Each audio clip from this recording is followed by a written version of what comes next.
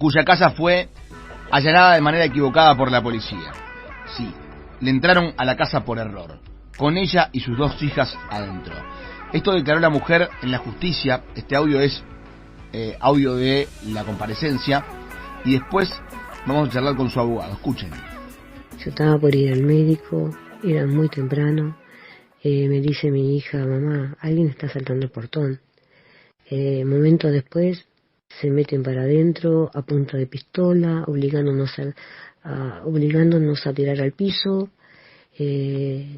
Una situación espantosa, a los gritos, 3, 4 personas, no entendiendo lo que está pasando, no sabiendo quién son realmente, con tapaboca, con cara cubierta, una situación fea, de verdad.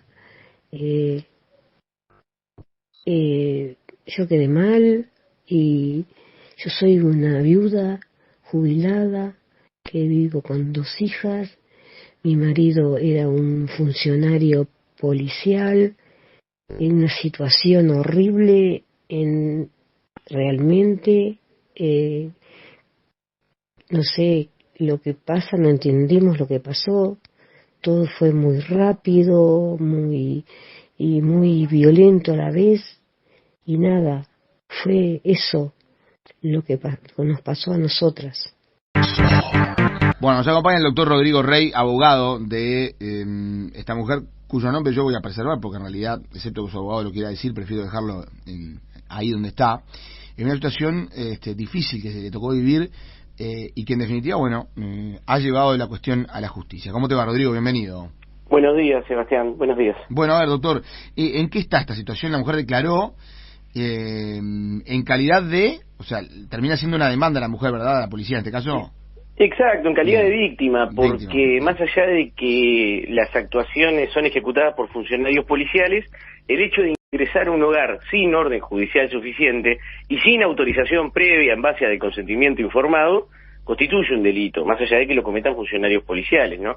Como la mujer relata en su testimonio, que es muy límpido, lo primero es la constatación de la confusión que se produce, es decir, hasta altas horas de la mañana, en la seccional 21, no se había despejado completamente si se había tratado de un copamiento o de un procedimiento policial. Esto es lo primero que quiero subrayar, ya sea por el carácter violento, relampagueante del procedimiento, y luego de que recién pudo constatarse que fue un procedimiento policial, se llegó a la conclusión de que se ejecutó sin orden judicial, ¿no? Y nosotros sabemos que los allanamientos es un asunto serio, hay que ejecutarlo con orden judicial. Bien, en este caso, la mujer pudo contactarse después con la policía, es decir, ¿le explicaron por qué el error?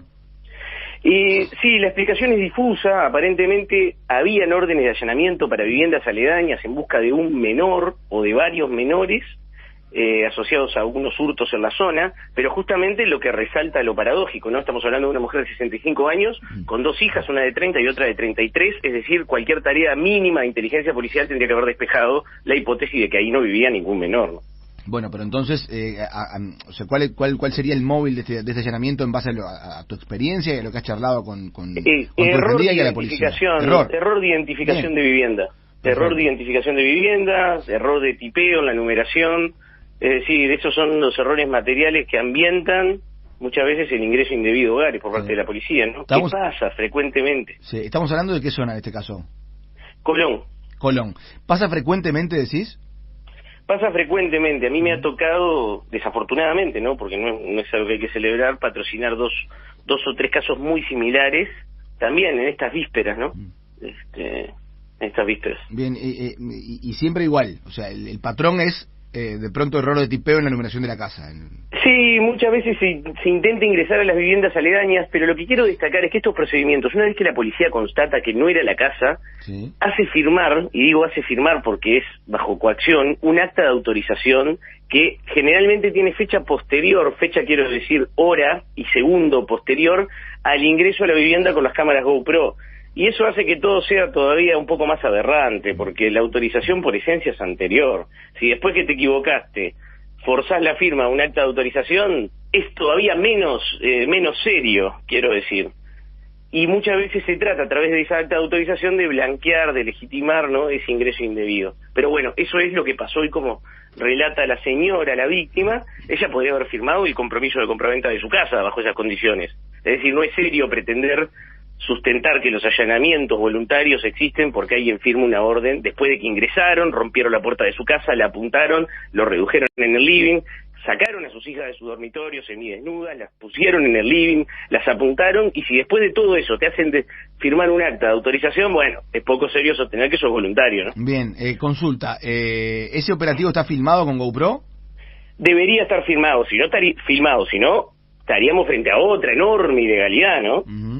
Yo tengo que partir de la base de que se cumplió la ley 18.315, si no estamos en otro problema. Bien, vayamos problema a problema.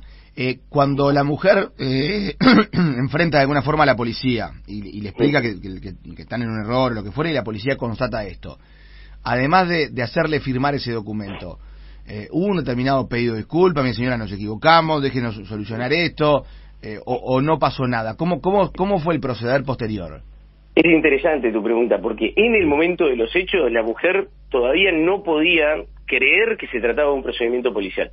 Por lo tanto, firmó lo que fuere que firmó sin verlo. Ahora bien, a la seccional 21 sí se le expresó un pedido de disculpas, está bien, una vez que se constató que había sido la policía, porque te repito, y esto me parece que es lo más sorprendente, hubo que chequearlo.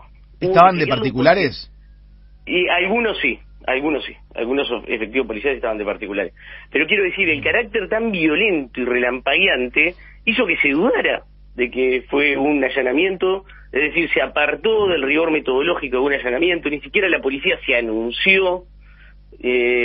Todo esto sucedió a primerísima hora de la mañana, cuando esta mujer estaba saliendo de su casa, sus hijas dormían. En fin, la situación de confusión llegó al punto tal de que la propia policía dudó que se trataba de un allanamiento, ¿no? Tuvieron que despejar esa hipótesis. Bien. Entonces, el pedido de disculpas respecto a tu pregunta sí existió y no podría haber sido de otra forma, ¿no? Bien, vamos a lo que podría pasar en el caso de que el operativo no estuviera filmado con la GoPro. ¿A qué problemas se enfrentarían estos policías? Y nosotros como defensa, problemas de evidencia, porque lamentablemente en hechos de violencia institucional es el ciudadano quien tiene que probar que sufrió un abuso por parte de la policía, que dicho sea de paso, hay que investigarlo para evitar generalizaciones injustas. No se trata de atacar a la policía, ni mucho menos, sino a ese universo muy marginal de funcionarios que no hacen bien las cosas. Entonces, si el procedimiento policial no se filmó, tenemos un problema que tiene que ser investigado por asuntos internos, por las divisiones administrativas internas de la policía, y tienen que llegar a una conclusión técnica de por qué esa policía que ingresó a ese hogar, que estaba practicando allanamientos, no portaba una GoPro, e identificar las responsabilidades. Y sobre esa conclusión, eventualmente la investigación fiscal, se podrá llegar o no a la conclusión de que hay abuso de funciones. Otro elemento más para valorar el abuso de funciones, ¿no? Más allá, por supuesto, del ingreso a un hogar sin orden judicial y el hecho de coaccionar a un ciudadano a firmar un acta para que posteriormente autorice de forma retrospectiva a que ese procedimiento tenga un viso de legalidad, ¿no? Claro, está bien. Doctor, ¿cómo sigue esto? Y esta semana vamos a monitorear el avance de las diligencias que solicitamos y eventualmente, si vemos que los avances no son suficientes, también vamos a poner a la Institución de Derechos Humanos en conocimiento de este hecho, porque está dentro de sus competencias velar por el cumplimiento y el respeto de la garantía de los ciudadanos, ¿no? Bien. Está sobre la mesa el plebiscito de los allanamientos nocturnos. Le voy a pedir una opinión, si es que la tiene al respecto del mismo, y cuáles son los elementos que, en caso de aprobarse esta ley, que todo va camino a que se apruebe, producto de por lo menos los guarismos que hay en cuanto a las encuestas, después se verán las urnas, pero ¿cuáles son los elementos a tener en cuenta para justamente, evitar o acotar al máximo el margen de error en una situación que es muy sensible? Y en el caso de que se apruebe, reforzar garantías, equipamientos técnicos y poner el consentimiento y la persona sujeta al allanamiento en el centro de la escena de los videos, porque muchas veces las cámaras terminan apuntando al techo, ¿no? Y eso también es otro problema complicado. En mi opinión, el allanamiento es un método de diligenciamiento de prueba. Hacerlo de noche o de día es indistinto. Y el allanamiento como método de detención, presupuestalmente es más barato ejecutarlo en el día. Entonces, en mi opinión, el gran eje de la discusión de la seguridad pública pasa por otro lugar, ¿no? Pero si alguien quiere ponerlo en el centro, luego va a tener que demostrar si haciendo allanamientos nocturnos puede obtener mejores resultados de incautación. Si eso no sucede, va a tener un problema porque mordió una garantía constitucional importante sin demostrar en ese futuro hipotético que hay resultados, ¿no? Yo creo que ahora la carga de los resultados de obtener mayores incautaciones en el microtráfico la tienen los promotores de esa iniciativa. Ojalá que así sea, ¿no? Muy bien, doctor, gracias por habernos acompañado. Un saludo grande. No, gracias.